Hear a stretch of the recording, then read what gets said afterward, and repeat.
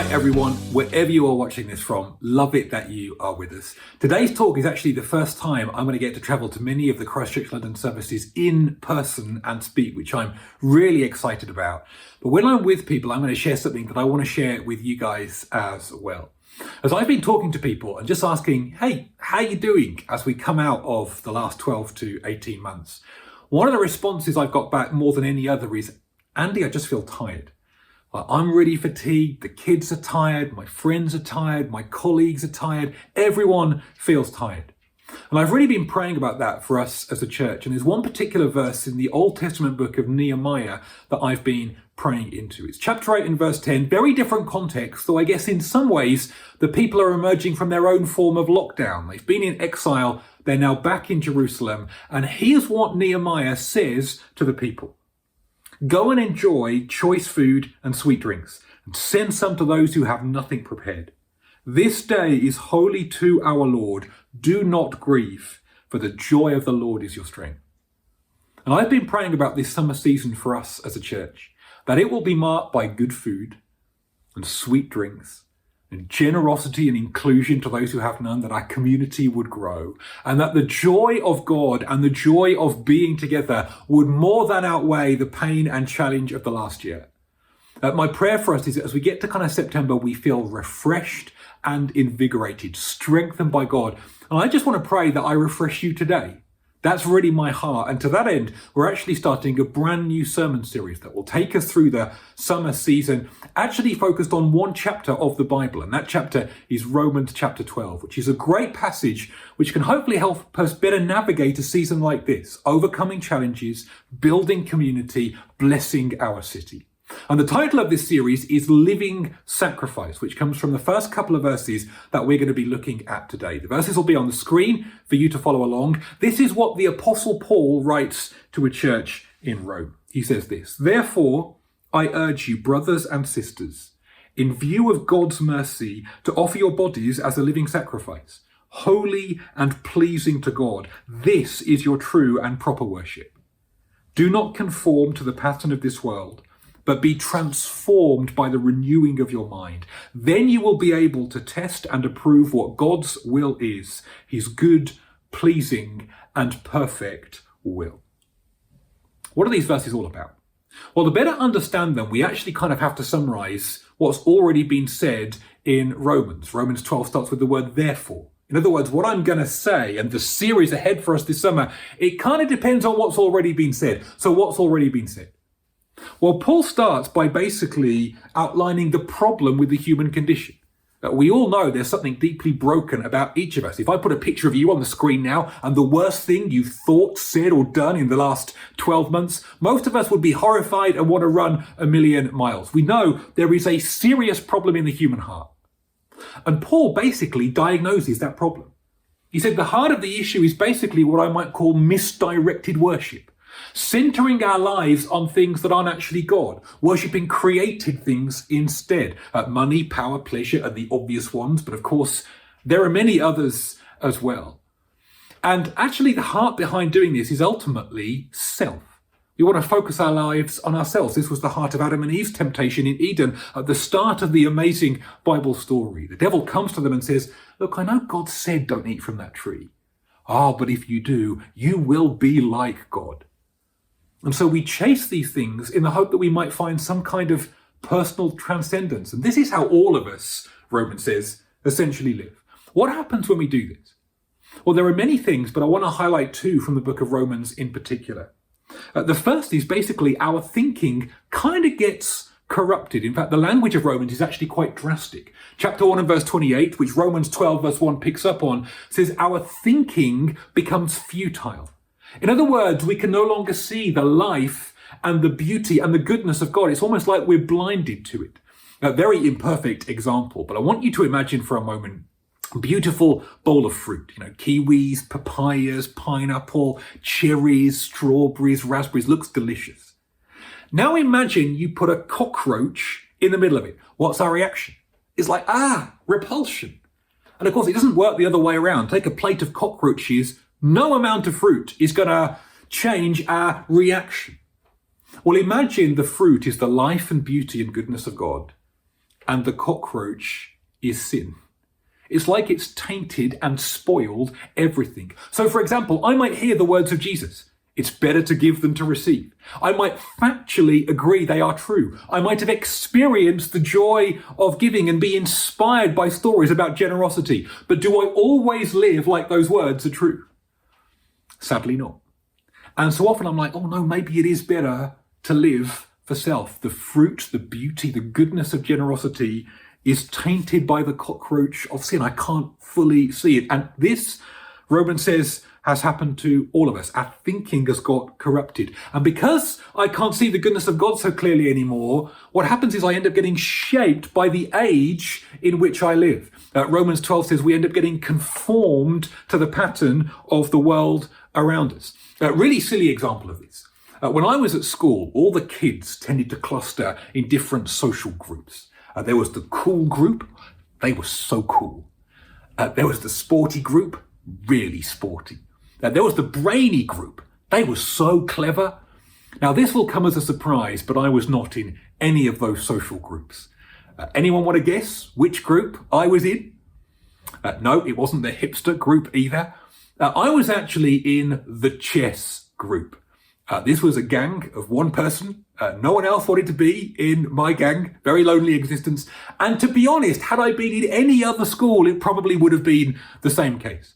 Chess has never been that popular in the UK. And in fact, actually, if you look at the stats, interest in chess in the UK was kind of declining or stagnating for many, many years.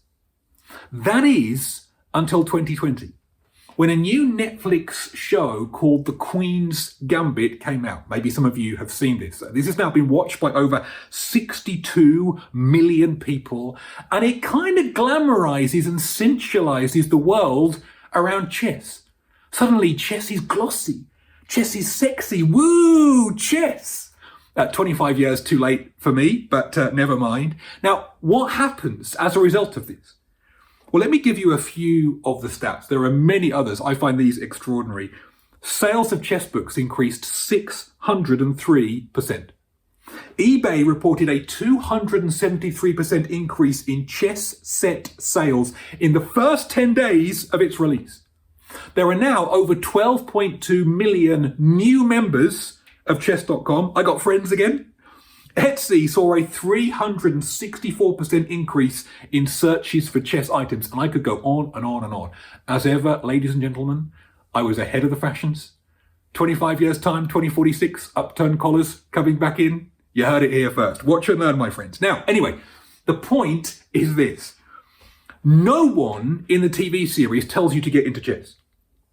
No one sells chess in the show. The show is not made by chess advertisers. All it does is tell us a story, and yet somehow I'm captivated. I want to be like the lead character. I want to have her independence and charisma and freedom. I'm not captivated by chess, but somehow by the transcendence around it, and my life follows suit. That is conformity. Now, this is a serious question. If you and I are susceptible enough that our lives are shaped by a story about chess, what are the many other stories our world is telling us doing to our lives and to our thinking right now? A couple of books I read last year, The Rise and Triumph of the Modern Self by Carl Trueman and Telling a Better Story by Joshua Chatraw. Both of these books include a really interesting sociological analysis of the culture in which we live right now, but also how we got here. Both of them imply and indicate increasingly our culture's got more and more individualistic, more and more revolved around the self, and this is shaping all of us. And they give a whole load of different examples. One of the interesting ones that Carl Trueman comes up with is nightclub dancing, in the club. He says, you go back a few hundred years, actually dancing's more of a community affair. Now, even 100 years ago, it's more like, ballroom stuff. What's dancing all about today? Individual expression. And of course, there's nothing necessarily wrong with that. I do it myself. I've got about 3 dance moves. I bring them out at weddings, which are the only parties I go to now. But actually, it's just a simple sign that something that's happening on the outside is indicating how we're all being shaped on the inside. Now, whether or not you agree with that particular example, What both of these books do is they begin to unpack some of the leading stories that are shaping your and my life right now, and actually how they're ultimately ruining us. Let me give you probably the top 3 stories, the narratives that are shaping our lives more than any other in London right now. And these aren't in any particular order, just the top 3 probably. Number 1, the story of consumerism. In other words, the good life comes with a price tag. You and I can find transcendence if we just go shopping again. We are bombarded with this message the whole time. You just need more. And of course, the fallout from this is many and varied. Leads to things like envy, because I want what they've got, and selfishness and greed, a lack of contentment, because what I have right now is not enough. And this story ruins us. And it ruins our world. The second most common story, probably in London right now, is the story of achievement. That you and I are what we accomplish. We get this the whole time. And it leads to things like the thirst for fame and power. But I would suggest that in our culture right now, fame is seen as self-salvation. J.K. Smith, a philosopher who's done a couple of Christchurch events in the past, he says this: "We have traded immortality for a shot at going viral." And there are some serious consequences to this story. I think a lot of them actually stem from our identity, how it kind of ruins our identity. Because if you and I are what we accomplish, what does this story say about those who fail? About those who don't succeed? About those who are not famous? What does this story do for our relationships? If I've got to be famous, are others just pawns to help me get there? This story corrupts our thinking and ruins our lives and our world. Third most common story that we're sold in the West, in London right now, is the story of romance. We just need to find our soulmate. This is what will save us. And of course, this puts a pressure on relationships to kind of lead us to transcendence that no relationship can handle that burden. And what does this story do for those who are single? Those who have broken marriages, broken relationships? There will be people in our church community that are bruised, maybe even unconsciously, by a story like this one. Now, of course, there are many other stories out there, but the point is this. If you and I are susceptible enough to be shaped by a story about chess, what are these stories doing to our thinking and to our lives? Let me impress you right now with a quote from the great philosopher Tyler Durden, also known as Brad Pitt from Fight Club. He says this: "We have no great war. Our great war is a spiritual war. Our great depression is our lives. We've all been raised on TV to believe one day we'd be millionaires and movie gods and rock stars, but we won't. And slowly we are learning that fact." Deep down, I think we can all relate to this. I don't think anyone listening to this right now is seriously thinking money will make me happy, relationships will make me happy if I just had that. But here's the mistake we make at this point, according to the book of Romans, is we think we can save ourselves from their corrupting influence. I know there's a story out there about consumerism and achievement, but I'm immune. I can overcome the desires in here and the challenges out there. Here's where Romans gets very serious. If we think like that, Romans says we neither understand the seriousness of the problem nor our powerlessness to fix it. I don't know whether you've ever read the story Moby Dick, written over 100 years ago. Story of an obsessive guy called Ahab trying to get revenge and conquer this huge whale. There's an image coming up on screen, which I think is a very powerful one. Spoiler alert, he doesn't do it and it claims his life. This is a picture of us trying to overcome our desires, sin in our hearts, and the challenges out there. We cannot do it, and it will ruin us. Corrupted thinking and conformity is a serious business indeed. And Romans unpacks this in brutal detail. So what on earth do we do? Where does salvation lie for all of us? Romans 12, first few verses have the answer. Therefore, in view of God's mercy, I've outlined the problem, here's the solution. God had mercy on us. He saw us in our helpless state, trying to beat the whale, failing and killing ourselves in the process. He's like, I'm going to come and save you.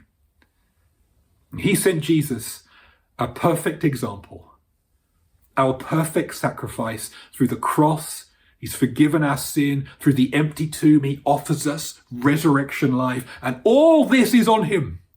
It's all to do with him. He's the one that can free us from our broken thinking and the corrupting narratives round about. We do nothing. He does everything.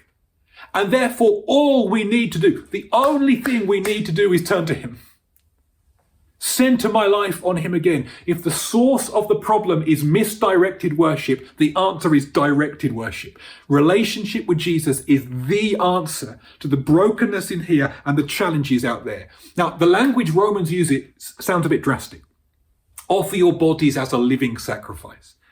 Well, it just means this. There will be a death, a sacrifice, if I center my life on Jesus. I'm dying to self. I'm not living for me anymore. I'm centering my life on him. And it costs us, and we feel that. But we're also living. I get his life. Let me give you another slightly left field example. I read this in a book recently, and I thought, I think that's quite interesting. Imagine, if you will, if you live in a remote village and there's one shop there, and your favourite food is shepherd's pie. You just love it, can't get enough of the stuff. Problem is, every shepherd's pie contains mushrooms, and you hate mushrooms. They're like little slugs. They spoil everything. Can't stand them. What are you going to do? Well, you and I got two options. Option number one is every shepherd's pie, we weed out the mushrooms one by one by one. It's a messy business. Don't always succeed. Oh, another mushroom. And of course, even if we do succeed and I get to eat it, I've then got to buy another shepherd's pie and do it all over again. It just wears us out, breaks us, doesn't work.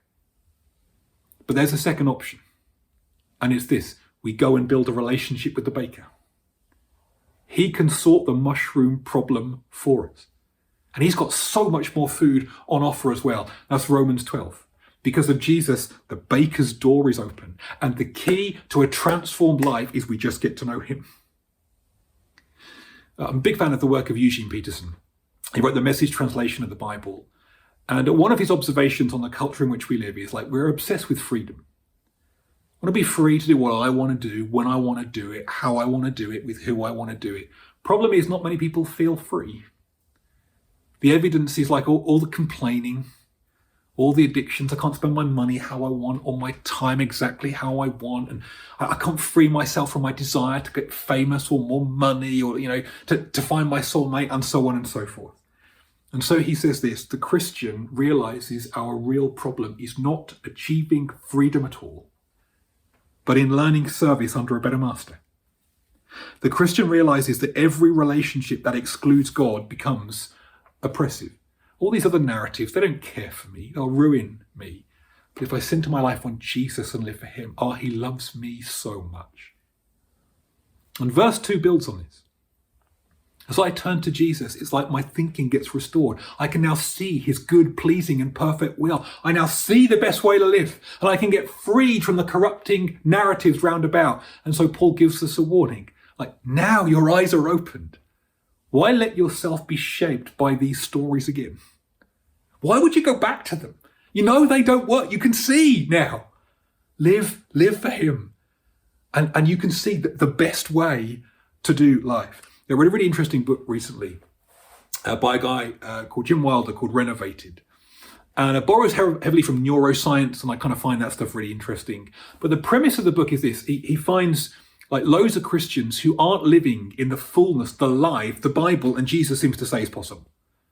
Have you ever met a Christian and they're just grumbling or fearful or anxious, or they just aren't that good to be around? I have been that Christian. I am sometimes that Christian. And he says, here's the mistake that many Christians make, and all self-help kind of comes into this category too, is we think the power for transformation rests on the will. If I do this and do that, read my Bible and pray and serve in church, give my money and help those in need and get involved in work in the city and more and more and more, then my life will be transformed. He says it's a lie and it breaks us. He says this, all neuroscience backs this up, he says, is the key for transformation is loving attachment. That's the answer to a different kind of life. What causes a parent to do something amazing like running into a burning building to rescue a child? It's loving attachment. And therefore, if we want to transform life, it all rests on relationship with Jesus. And this has really serious implications for the series ahead. Because we're going to look at things like practicing hospitality and building community and using our spiritual gifts. The mistake we can make is we think that, if I want to transform life, I've got to do all of these things. No. It's all about the mercy of God. It's all about relationship with him, and all the life and beauty stems from that. Now, one final story to illustrate about a guy called Ernest Gordon. He was a soldier in the Second World War, captured, taken to a concentration camp and treated brutally there. And there wasn't enough really kind of food and provisions for the inmates, and people started fighting amongst themselves, kind of like a Lord of the Flies existence. And he said one day, one of the guards counted up the shovels they were using for their manual labour, noticed a shovel was missing. So he lines all the prisoners up. Who stole the shovel? No one moves. So this guard picks up his gun and says, I'm going to kill you all. I'm going to kill you all unless someone admits to taking this. A man steps forward. The guard yanks this man to the front and clubs him to death with the butt of the rifle. Ernest Gordon says it's one of the most traumatic things he's ever seen in his life. Short while later, they recount the shovels again. Discover they miscounted. No shovel's been taken. This guy has given his life for everybody else. Here's what Ernest Gordon writes, and I love this quote. He says this: death was still with us, no doubt about that. But we were slowly being freed from its destructive grip. We were seeing for ourselves the sharp contrast between the forces that made for life and death. Selfishness, hatred, envy, jealousy, greed, self-indulgence, and pride, they're anti-life. Love, heroism, self-sacrifice, sympathy, mercy, integrity, and creative faith, on the other hand, were the essence of life, turning existence into living in its truest sense. These were the gifts of God to men. True, there was hatred, but still in the concentration camp. But there was also love. There was death. This guy's given his life, but there is now life. God had not left us. He was with us, calling us into the divine life of fellowship. Said after this moment, the whole camp changed. Rather than fighting over provisions, people pooled their resources, built musical instruments, built a church, built a university. Ernest Gordon himself taught philosophy and ethics. It's the power of a transformed life when you know someone's given their life for you. I don't know how you're feeling as we kind of come out of this latest lockdown. I imagine all of us recognise, things just aren't quite the way they should be in here. And I'm facing challenges out there. Ahead of this series, I just want to keep this message actually really simple. The application is this: let's just centre our lives on Jesus again. He's the best. And out of relationship with him comes everything else. Maybe you've never taken this step of faith yourself. I just want to say it's the best thing you will ever do. But it may be you've been following Jesus for many years and you just feel things have grown a bit stale. Maybe your will has just grown a bit tired and your soul is sagging. I want to invite us now to come and offer our bodies as a living sacrifice, like this is our true and proper worship. To say, Jesus, forget the doing lots of stuff. I just want to centre my life on you. I want to recommit my life to you again. And may all the refreshment I'm praying for us as a church, more than anything else, come out of connection with him. So I'm going to pray now. Invite God to meet with us. I'm just going to leave a little moment for you in your own heart to say, hey, Jesus, are you at the centre or not? Well, actually, I really want you to be. And I want to recommit my life to you again. He's our best friend. He's our loving Father. There's no one like him. So let's in our hearts go meet with him now. Let me pray for us. Come, Holy Spirit of God, and connect us with Jesus.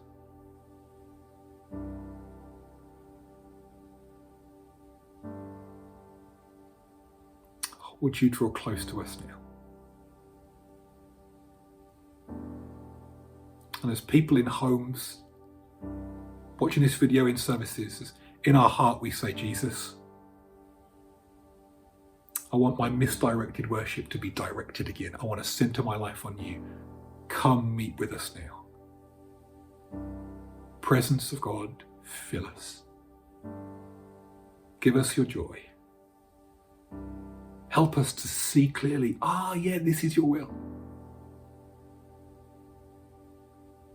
For those who need guidance, do you bring it in this moment?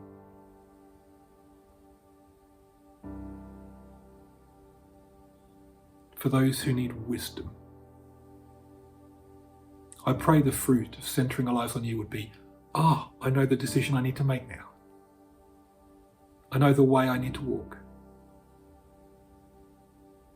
Come, Holy Spirit. There'll be another song of worship in a moment, but why don't you just take a second, tell Jesus you love him, tell him you need him, tell him you want your relationship to be deeper.